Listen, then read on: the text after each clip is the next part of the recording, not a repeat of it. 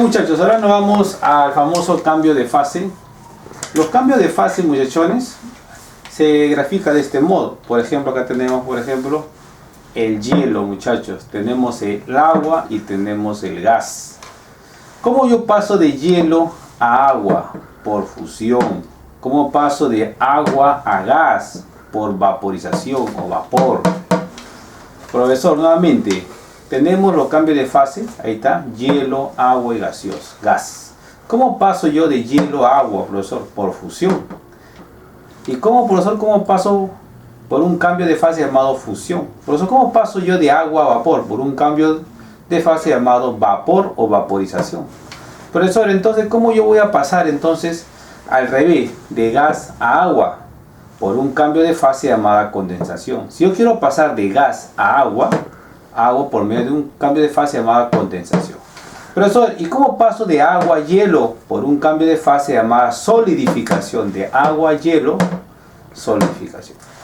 Profesor, ¿y si cómo hago de hielo a gas de frente? Por un cambio de fase llamada sublimación directa, muchachos.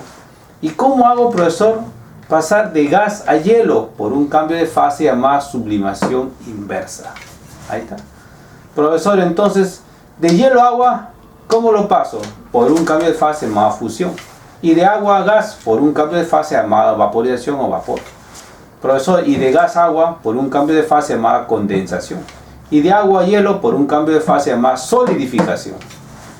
Entonces, en estos cambios de fase, hay que tener en cuenta, la temperatura no cambia en los cambios de fase. Recordemos eso. La temperatura de esto va a ser siempre la misma. Entonces vamos a colocar acá.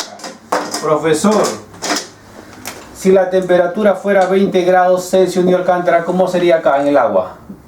20 grados Celsius, ¿o no? Sí. ¿Y el gas, Neo Alcántara, cómo sería? 20 grados Celsius. Entonces decimos que la temperatura en cada fase no cambia, muchachos. La temperatura es una constante. La temperatura no cambia en el cambio de fase. Hay que saber esto. La temperatura va a ser la misma en el cambio de fase. Por teoría, muchachos. Por teoría. Recordemos eso.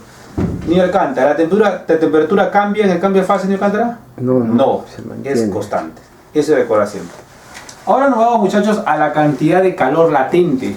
Antes vimos cantidad de calor sensible. Ahora vemos cantidad de calor latente. Cantidad de calor latente, siempre se pone el símbolo de la cruz. Antes era sensible, ahora es latente, ya cambió por esto. Antes era cantidad de calor sensible, ahora es cantidad de calor latente. Es la cantidad de calor que se utiliza para modificar su estructura molecular. ¿Qué significa eso? Quiere decir para cambiar su fase. Es la cantidad de calor que se utiliza para cambiar su fase. Para cambiar sus fases. Por ejemplo, es como pasar yo de un líquido o de un hielo al agua, sin Alcántara. Sí. Entonces eso es cambio de fase, muchachos. Entonces en esta parte de acá, cantidad de calor latente, se utiliza para modificar su estructura molecular, es decir, para cambiar su fase. Fórmula, quemala.